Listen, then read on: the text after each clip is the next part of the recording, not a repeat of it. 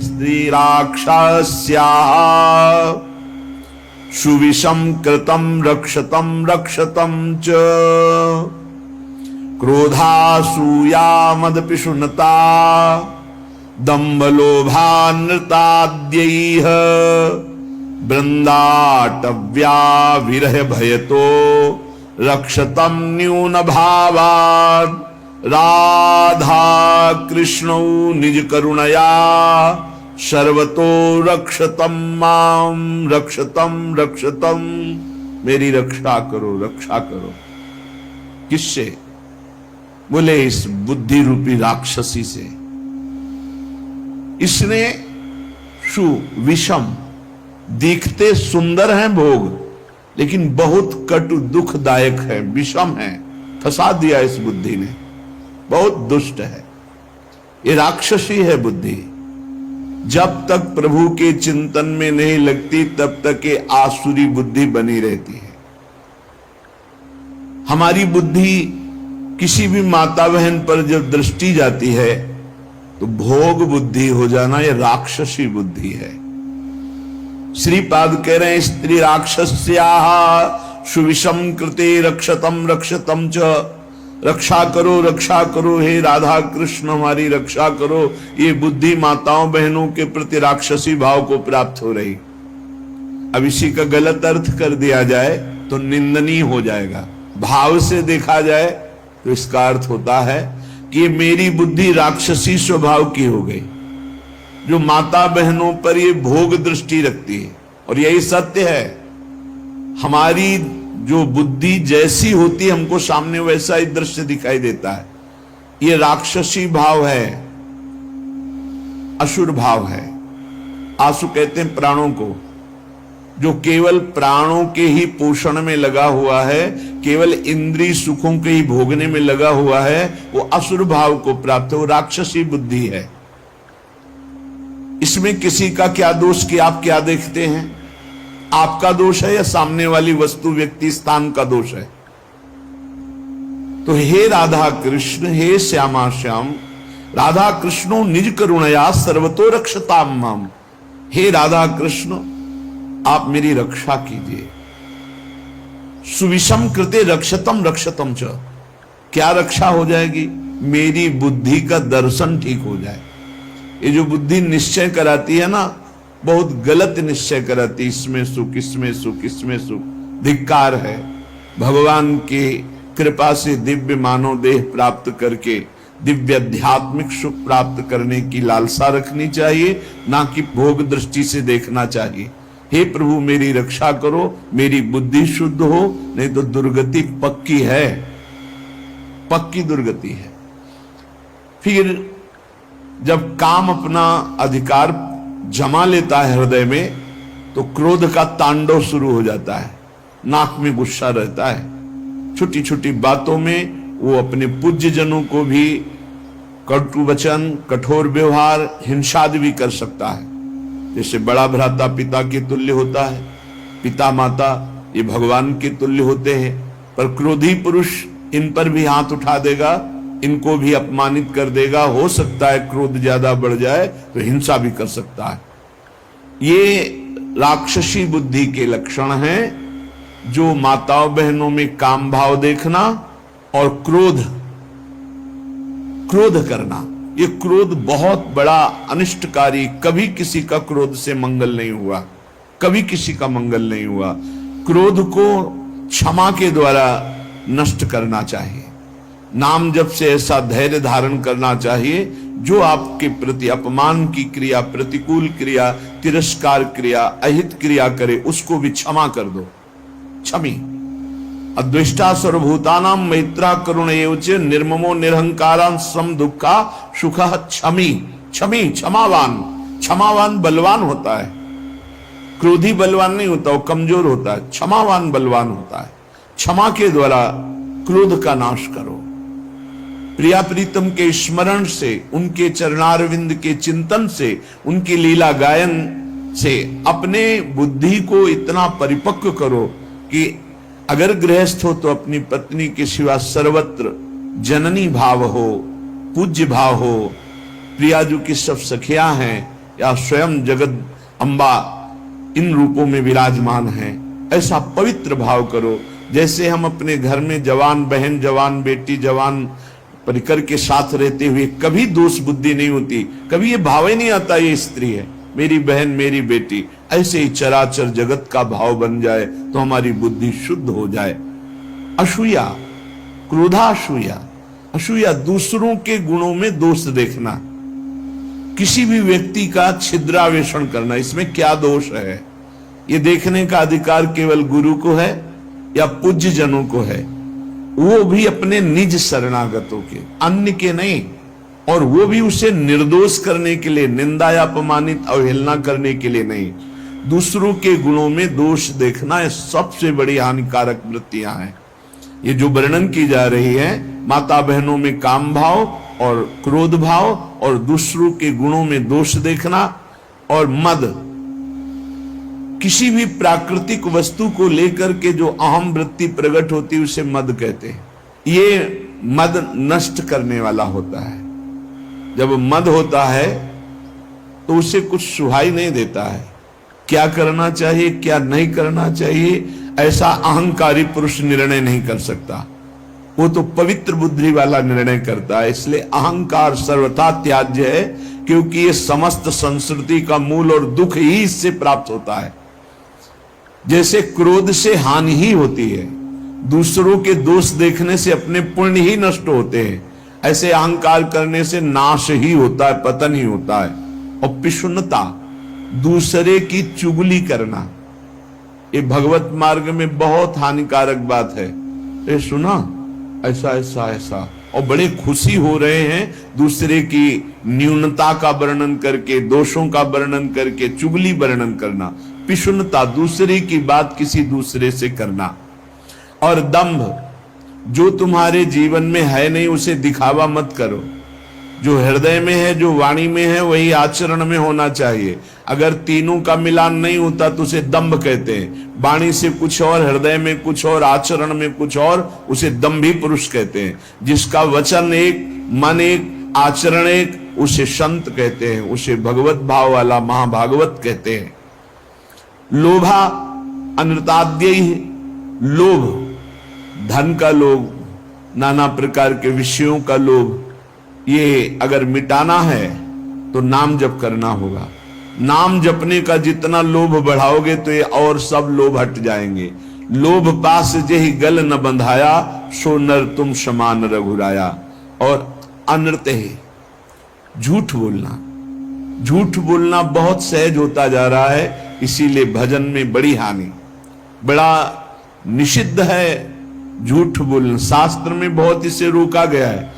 आज तो झूठे ही लेना, झूठे ही देना, झूठे ही भोजन, झूठ चवेना, हर बात में झूठ बोल रहे लोग। झूठ को पाप ही नहीं समझ रहे, वाणी को शासन में नहीं ले रहे कि मुझे सत्य बोलना है। बस झूठ पे झूठ, जितना नाटक बोला जा सके, यहां तक कि अपने गुरुजनों से भी झूठ।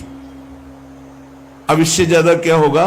संसार में एक जगह ऐसी है जहां झूठ वैसे तो कहीं नहीं बोलना चाहिए, पर किसी भी कारण से गुरुदेव से तो बोलना ही नहीं चाहिए। अगर गुरुदेव से झूठ बोला तो गुरु से कपट, मित्र से चोरी, या हो निर्धन या हो कोढ़ी। इस जन्म में नहीं तो अगले जन्म में तुम्हें कुष्ठ रोग होगा, गलित कुष्ठ होगा। गुरुदेव से अनृत बोलना, कपट करना, छल छुपाव करना, चलो इस जन्म में नहीं तो कल्याण तो नहीं होगा, मोक्ष को तो प्राप्त होगे ही नहीं, अगला जन्म जरूर कुष्ठी बनोगे, या फिर ऐसी दरिद्रता को प्राप्त होगे कि जो जीवन भर महान कष्ट देता रहे। अनृत बोलना, झूठ बोलना, क्यों बोलना? अगर हम गलत हैं तो फिर हमें दंड मिलना चाहिए, हमारा सुधार हो जाएगा, पवित्र हो जाएंगे। गलत नहीं है तो तुम जो सोचा करो, हम सत्य बोलेंगे। व्यापार आदि के लिए भी झूठ बोलने की कोई आवश्यकता नहीं, सब कोई जानता है मुनाफा के लिए व्यापार होता है। आप अपना नियत जो मूल्य है उसमें मुनाफा जोड़ करके आप बेचिए, झूठ मत बोलिए। झूठ बोलने से कोई व्यापार थोड़ी बढ़ जाएगा। अगर आप झूठ बोल करके पैसा कमा रहे तो परिवार में अशांति, क्लेश, दुख, नाना प्रकार की रोग विपत्तियां घेर लेंगी। सत्य मार्ग पर चलो।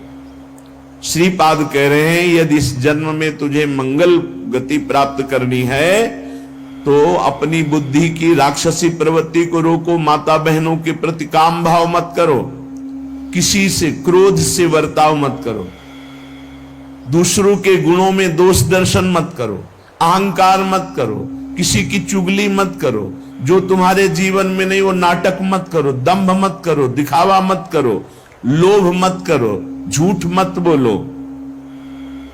क्या होगा इससे? इससे आपके अंदर भगवत भाव जागृत होगा। ये नरक पहुंचाने वाले हैं जितने लक्षण हैं। अभी समझ में नहीं आ रहा है, आ जाएगा समझ में। जिस समय दंड विधान लागू होता है तब लगता है कि कभी कोई जिंदगी में पाप ना करे।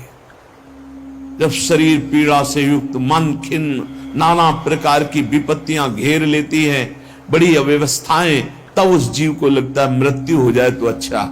तो क्या होगा? मृत्यु हो जाने पर तुम कोई सुविधा में पहुंच जाओगे क्या? भारी दुख।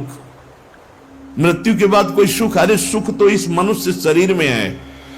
इस मनुष्य शरीर से परमात्मानंद प्राप्त कर सकते हो, अखंडानंद प्राप्त कर सकते हो, भगवत प्रेमानंद प्राप्त कर सकते हो।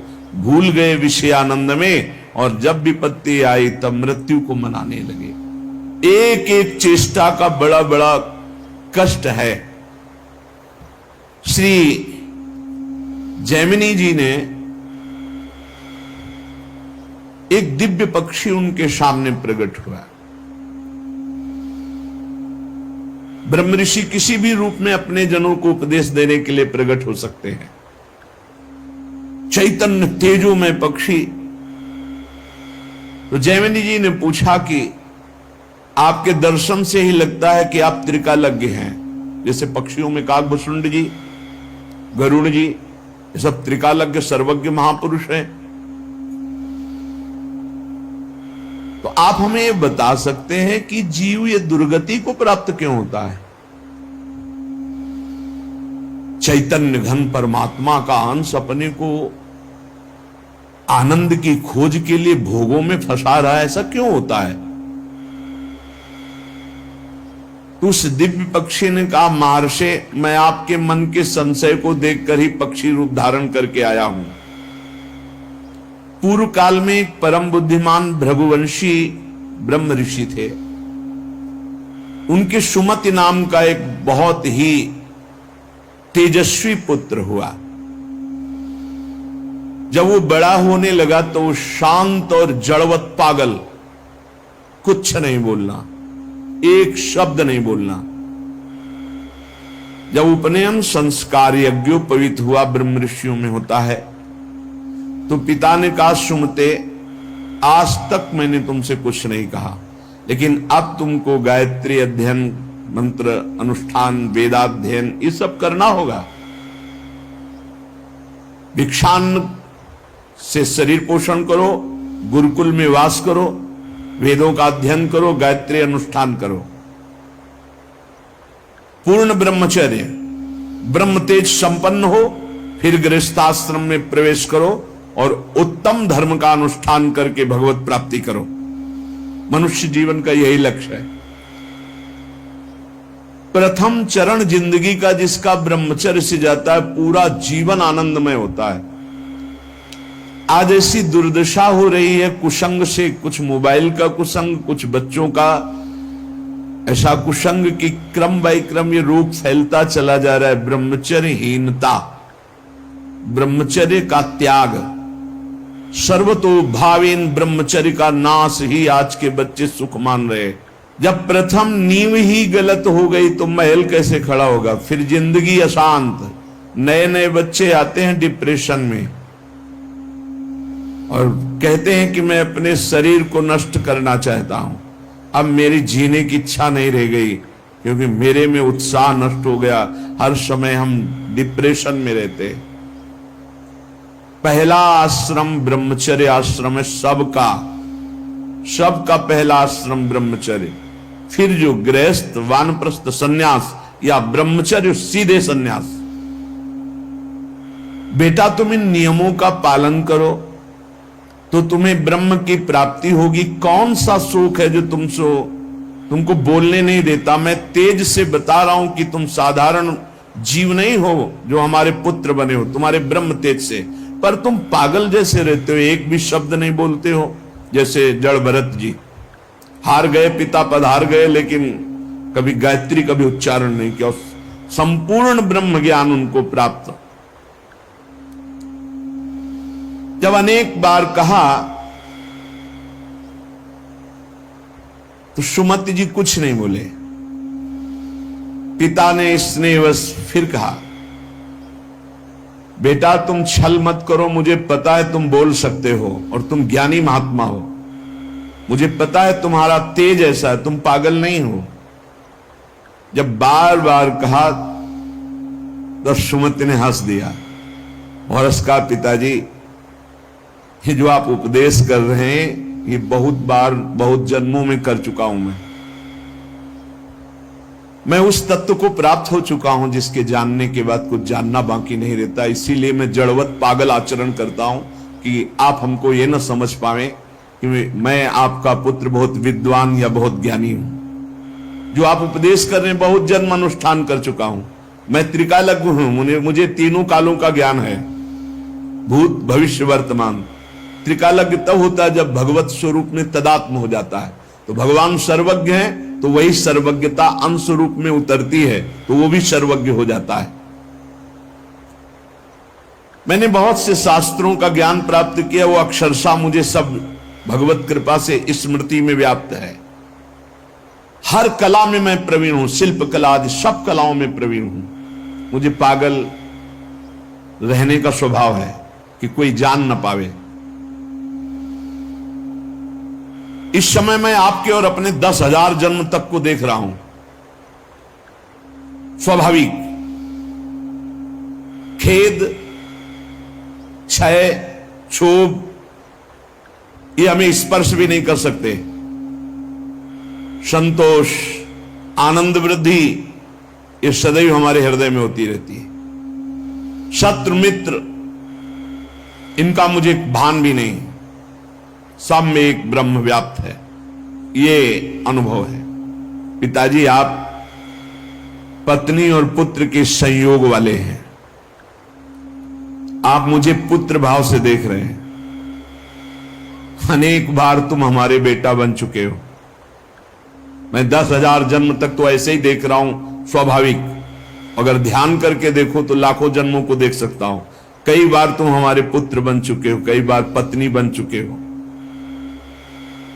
वो तो बहुत आश्चर्य में हो रहे कि अभी तक तो बोला नहीं, बोला तो इस कोटि का बोला।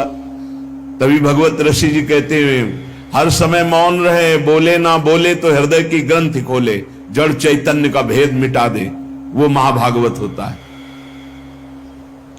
पिताजी मैंने हजारों बार महान से महान सुख और महान से महान दुख भोगे हैं जो मेरी स्मृति में है।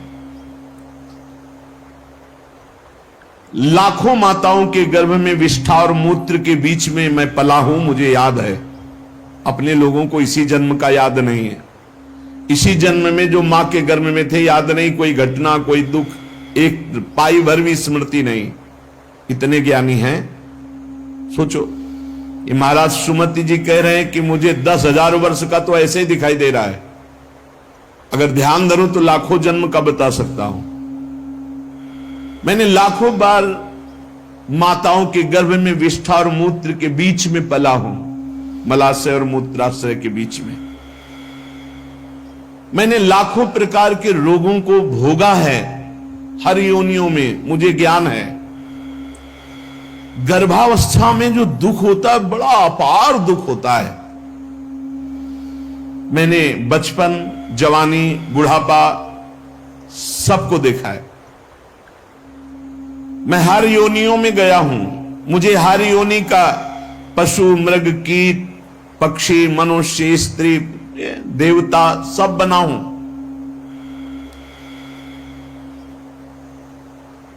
मैंने हर सुख को देखा है, स्वामी का सुख, भृत्य का, दास का, इंद्र का, दरिद्रता का। मैं कई बार स्त्री भी बना हूं, कई बार पुरुष भी बना हूं। मैंने सब सुख देखा है। आप जो पूछ रहे कि तुम जड़वत क्यों रहते हो, मौन क्यों रहते हो, मैंने सब देखा है। पिताजी राग, हर्ष, भय, उद्वेग, क्रोध, अमर्ष, वृद्धावस्था, मृत्यु, सबके दुख का मुझे ज्ञान है। जब इस तरह प्रसन्नता से हृदय भर गया पिता का कि मेरा जो अनुमान था कि तुम कोई बहुत बड़े महात्मा हो, तेजस्वी, तुम पागल का केवल स्वांग कर रहे हो, ये सत्य हुआ। मैं धन्य हुआ जो तुम्हारे जैसा पुत्र प्राप्त किया। उन्होंने विस्मय से गदगद वाणी में कहा, बेटा ये ज्ञान तुमको कहां से प्राप्त हुआ? मैं भी तो साधना करता हूं, मैं भी ब्रह्म ऋषि हूं। तुम जड़ता का स्वांग कर रहे थे, इतने बड़े ज्ञानी महात्मा हो कि तुम्हें 10,000 वर्ष जन्म की बात याद है। फिर तुम जड़ता का भाव धारण करके मेरे यहां जन्म क्यों लिया? जब इतने सिद्ध हो तो तुम्हें मुक्त हो जाना चाहिए। क्या किसी मुनि का साफ है या देवता का साफ है जो तुम हमारे यहां पुत्र हुए? ये ज्ञान तुम्हारा दिव्य है, तुम्हें मुक्त हो जाना चाहिए। तुम जन्म क्यों लिए?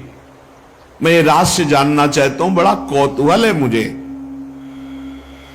पुत्र ने कहा सुमति जी ने कि पिताश्री, पूर्व जन्म में मेरे साथ जो घटना घटी जिसके कारण मैं जन्म लिया वो मैं तुम्हें बताता हूं। पूर्व काल में मैं निरंतर परमात्मा का ध्यान करने वाला महात्मा था, ब्रह्म ऋषि। अध्यात्म विद्या में पराकाष्ठा को पहुंचा हुआ महात्मा, समस्त अष्टांग योग से सिद्ध। देख लो, निरंतर भगवद अभ्यास में लगे रहना, संत पुरुषों का ही संग करना, अपने स्वभाव विचार परायण रखना और तत्वमसि इस महावाक्य की स्थिति प्राप्त करना। परमात्म तत्व में मेरी हर समय अभ्यास से स्थिति हो रही थी। बड़े बड़े साधक मेरे शिष्य बनने लगे। मैं बड़े बड़ों का प्रश्न का संदेह निवारण करता और मैं आचार्य पदवी पर बैठ गया। पर मेरा एकांत सेवन, भगवत चिंतन, इस पे बाधा पड़ गई। दैवात किंचित बचा हुआ अज्ञान मेरे अभ्यास में बाधा डालने लगा। मेरा ब्रह्म भाव में जो रति हो रही थी पलट गई। हो रही थी, पूरी हुई नहीं थी। अगर हो गई फिर नहीं पलट सकती। जैसे भुना हुआ चना दोबारा नहीं जग सकता। मेरा एकांत सेवन नष्ट होने लगा, मेरे सद्भावनाएं नष्ट होने लगी और मैं संभल नहीं पाया और प्रमाद स्थिति में मेरी मृत्यु हो गई। पर मैं सत्यमय जीवन व्यतीत किया था, उसके प्रभाव से मुझे पुनः ब्रह्म ऋषि कुल में ही जन्म हुआ और मैं पुनः ही ब्रह्म ऋषि। अब मैं किसी को उपदेश नहीं करूंगा, इसीलिए मौन रहता हूं पागल जैसा। ना चेला बनाऊंगा ना किसी को उपदेश करूंगा। इसीलिए मृग में आसक्त होने के बाद जड़ भरत जी ने भी यही स्वरूप रख कि डर गए कि फंस जाऊंगा। हरी घास भी नहीं खाई, बहुत सावधानी की जरूरत है। मुझे ब्रह्म चिंतन के प्रभाव से 10,000 वर्ष जन्मों की बात अब भी स्मृति में है। वो बहुत सावधानी की जरूरत है। एकांत का अपना साधन यदि छिन जाए तो कुछ भी बाधा पहुंचा सकता है, वो चाहे मृग हो चाहे चेला हो। बहुत संभल के इस मार्ग में चला जाता है। मेरी स्मृति धूमिल नहीं हुई जैसे जड़ भरत जी की भी स्मृति धूमिल नहीं हुई। हिरण के भी जन्म में वो भजन परायण रहकर ब्रह्मबोध संपन्न महापुरुष के रूप में जन्मे। पिताजी पूर्व जन्म के अभ्यास में मैं जितेंद्री था, इसलिए अब भी मैं जितेंद्री ही हूं। केवल प्रमाद स्थिति आ गई, चिंतन में प्रमाद, बहुत सावधानी। अब भविष्य में मेरा जन्म नहीं होगा क्योंकि मैं सावधान हूं, अब प्रमाद नहीं होने दूंगा। मैंने जो दूसरों को ज्ञान दिया था, उस ज्ञान का कहीं न कहीं मुझे अहंकार आ गया, इसलिए प्रमाद स्थिति आ गई। भ्रम न हो जाए, वो छुपा छुपी का खेल खेलता है, चेला नहीं है, वो जगत गुरु है। भगवान श्री कृष्ण कह रहे हैं मत्ता पर तरम नान्यत, मेरे सिवा अन्य कोई नहीं। तो कहीं गुरु बनने का अहंकार ना आ जाए। भगवान अपने भक्त की हर इच्छा को पूर्ति करते हैं, तो वही आकर शिष्य रूप में शरणागत का स्वांग करते हैं। ये भूल गए तो देख ले, और कोई अपराध नहीं था, कोई अपराध नहीं था। प्रमाद स्थिति मैं ज्ञानी हूं, हम जागृत हो गया, एक जन्म बर्बाद हो गया। ब्रह्म बुद्ध इसलिए इस जन्म में बोल ही नहीं रहे, अपने पिता से भी नहीं। जब बहुत बार कहा तो करुणा करके बोले, जैसे जड़ भरत जी रघुगण से बोले। मैंने जो दूसरों को ज्ञान दिया था, ये ज्ञान देते समय नहीं होना चाहिए कि मैं उपदेश कर रहा हूं, मैं उत्तर दे रहा हूं। सच्ची नहीं, वो श्री भगवान अंदर से बोल रहे हैं। हृदय मंदिर भगवान का है, साउंड ये दिखाई दे रहा है, वो अंदर से भगवान बोल रहे हैं। जो उत्तर दिया वो मैं भी सुन रहा हूं। मैं उत्तर देने वाला नहीं हूं, मैं भी श्रोता ही हूं। उत्तर देने वाले श्री भगवान जगत गुरु जो सबके हृदय में बैठे हैं, वही कथयन्ति च माम नित्यम तुष्यन्ति च रमन्ति च, इसकी योग्यता प्रदान कर रहे हैं। वही अंदर से कथन करवा रहे हैं, वही उसी में रमण करवा रहे हैं, वही सुनवा रहे हैं। जो सत्य चिंतन करता है वो कभी व्यर्थ नहीं जाता। उसके प्रभाव से मुझे आगे कोई साधना नहीं करनी पड़ी और मुझे तत्वबोध हो गया। यही खास बात होती, मैं ब्याज सहित भजन मिलेगा, आगे कोई साधना नहीं करनी पड़ी। इस जन्म में स्वयं तत्वबोध संपन्न महापुरुष के रूप में प्रकट हो गए। जैसे जड़ भरत जी जन्म से सिद्ध, भजन कर नामे भक्ता प्रणश्यति, ये खास बात होती। 100 बार राधा राधा बोला है तो अगले जन्म में 101 बार से शुरू होगा, 99 से नहीं। मैं त्रिकालज्ञ हूं, अपना परिचय बता रहे हैं। और ये तीनों कालों का ज्ञान साधारण धर्मों के पालन से या कर्म कांड से इनसे नहीं प्राप्त होता है। ये भगवत चिंतन ब्रह्म चिंतन से प्राप्त होता है। पिताजी मैं जन्म से ही सन्यासी हूं, मुझे शिक्षा की अब जरूरत नहीं कि आप ब्रह्मचर्य धारण करो, आप जाओ एकांत सेवन करके फिर गृहस्थाश्रम, फिर वानाप्रस्थ, फिर सन्यासी। मैं जन्म सिद्ध सन्यासी हूं। मेरे से चूक हो गई, जरा सी चूक में जन्म हो गया। हिरन में आसक्त जरा सी चूक में, बहुत बड़ा गेम है ये, चूक नहीं होनी, ये खेल है, चूक नहीं होनी चाहिए। अच्छा खास बात देखो, चूक कहां हुई है। और जब भगवान की शरण में होता है तो भगवान कह रहे अंतिम चूक को मैं सुधारता हूं। इसीलिए सर्वश्रेष्ठ भगवान की भक्ति है, शरणागति है। हे इतने बड़े महात्मा की चूक हुई और अगला जन्म हुआ और जीवन भर वैश्यागमन करता रहा, अंत समय नारायण बुलाया तो परम पद पहुंच गया। पुत्र के बहाने नारायण बोला, भगवान नाम, इसीलिए हम नाम जप की महिमा को बार बार गाते हैं। मैं क्या हूं इसको छोड़ो, आप क्या है प्रभु, मैं समझ गया। राधा राधा राधा राधा राधा राधा, परम पद मिल गया।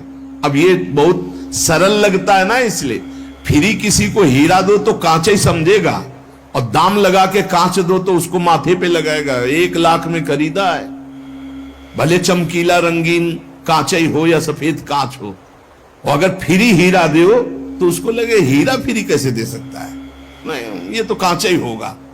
पैसा लगा के फ्री सत्संग मिल रहा है तो समझ में नहीं आता, फ्री सत्संग मिल रहा है, फ्री एकांतिक मिल रहा है तो समझ में नहीं आता।